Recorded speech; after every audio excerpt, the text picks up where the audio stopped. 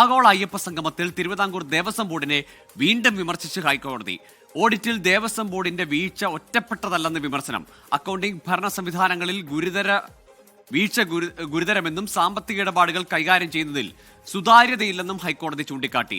ബോർഡിന്റെ bank സ്റ്റേറ്റ്മെന്റുകളിൽ പൊരുത്തക്കേടുണ്ടെന്ന് auditor ഹൈക്കോടതിയിൽ report നൽകി. വിഷ്ണു സുരേഷ് ചേരുന്നുണ്ട് വിവരങ്ങളുമായി കൊച്ചിയിൽ നിന്ന്. വിഷ്ണു, ആഗോള അയ്യപ്പ സംഗമത്തിൽ വലിയ തട്ടിപ്പ് നടന്നു എന്നത് തെരഞ്ഞെടുപ്പ് പ്രചാരണ വിഷയമായിരുന്നു. അതിനു മുമ്പേ ഹൈക്കോടതി നേരിട്ട് തന്നെ ഈ കണക്കുകൾ പരിശോധിക്കാൻ തുടങ്ങിയതാണ്. ഈ പരിശോധനയിലാണോ കൂടുതൽ പൊരുത്തക്കേടുകളെ സംബന്ധിച്ചുള്ള ഗുരുതരമായ പരാമർശങ്ങൾ വരുന്നത്?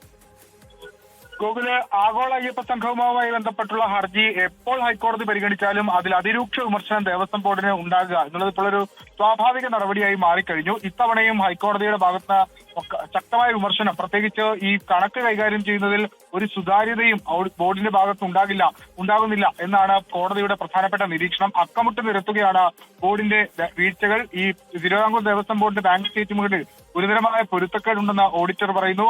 ബാങ്ക് അക്കൗണ്ടുകളും രേഖകളും ഒത്തുനോക്കാനാവുന്നില്ല, വീഴ്ച വരുത്തുന്നതിൽ ജീവനക്കാരെ കണ്ടെത്താനാവുന്നില്ലെന്നും ഓഡിറ്റർ വ്യക്തമാക്കുകയാണ്. 2010 മുൻപുള്ള ആസ്തികളുടെ മൂല്യം നിർണ്ണയിക്കുന്നതിലും പോരായ്മകൾ സംഭവിച്ചിട്ടുണ്ട്.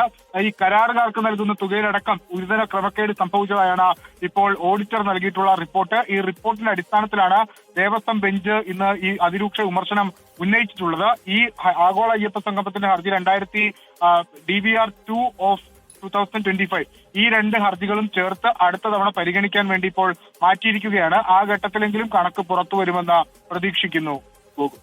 തീർച്ചയായും കണക്ക് സമർപ്പിക്കാനൊക്കെ ദേവസ്വം ബോർഡിന് കുറച്ച് സാവകാശം വേണമെന്ന് ആവശ്യപ്പെട്ട് അത് നീട്ടി നൽകുകയാണ്. പക്ഷേ ഇപ്പോൾ ഈ ഓഡിറ്ററുടെ അടക്കം ചാർട്ടേഡ് അക്കൗണ്ടിനെ അടക്കം ഈ കേസിൽ കക്ഷി ചേർത്തുകൊണ്ടാണ് ഹൈക്കോടതി വിശദമായി തന്നെ ഈ ആഗോള അയ്യപ്പ സംഗമവുമായി ബന്ധപ്പെട്ട കണക്കുകളിലെ പൊരുത്തക്കേടുകൾ ഒത്തുനോക്കുന്നത്. അപ്പോൾ കൂടുതൽ വിമർശനം ദേവസ്വം ബോർഡ് ഏറ്റുവാങ്ങേണ്ടി വരികയാണ്. നേരത്തെ തന്നെ ഈ കണക്കുകളിലെ വലിയ ഈ ഭക്ഷണവുമായി ബന്ധപ്പെട്ട കണക്കുകളൊക്കെ വലിയ കൗതുകവും ആശ്ചര്യവും ഉണ്ടാക്കിയതാണ്. പൊതുസമൂഹത്തിലും ഒപ്പം രാഷ്ട്രീയ കേരളത്തിലും വലിയ ചർച്ചയായതാണ്. തെരഞ്ഞെടുപ്പിലെ പ്രചാരണ വിഷയത്തിൽ പ്രധാനപ്പെട്ടതുമായിരുന്നു ഈ ശബരിമല സ്വർണ്ണക്കൊള്ളയോടൊപ്പം തന്നെ ഈ ആഗോള അയ്യപ്പ സംഗമവുമായി ബന്ധപ്പെട്ട അനാമത്ത് ചിലവ് അല്ലെങ്കിൽ അനാവശ്യ ചിലവുമായി ബന്ധപ്പെട്ട് വലിയ ആരോപണങ്ങൾ, പ്രചരണമൊക്കെ പ്രതിപക്ഷം നടത്തിയതുമാണ്.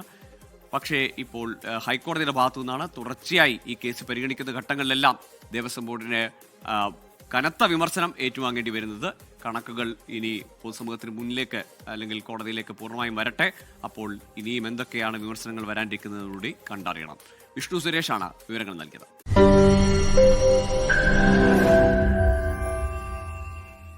ലോകത്തെവിടെയായാലും ഏത് സമയത്തും 24 വാർത്തകളും ഓഗ്മെന്റഡ് റിയാലിറ്റി പാക്കേജുകളും എക്സ്പ്ലെയിനറുകളും വിശദമായി കാണാൻ ഞങ്ങളുടെ യൂട്യൂബ് ചാനൽ നിങ്ങൾക്ക് സബ്സ്ക്രൈബ് ചെയ്യാം.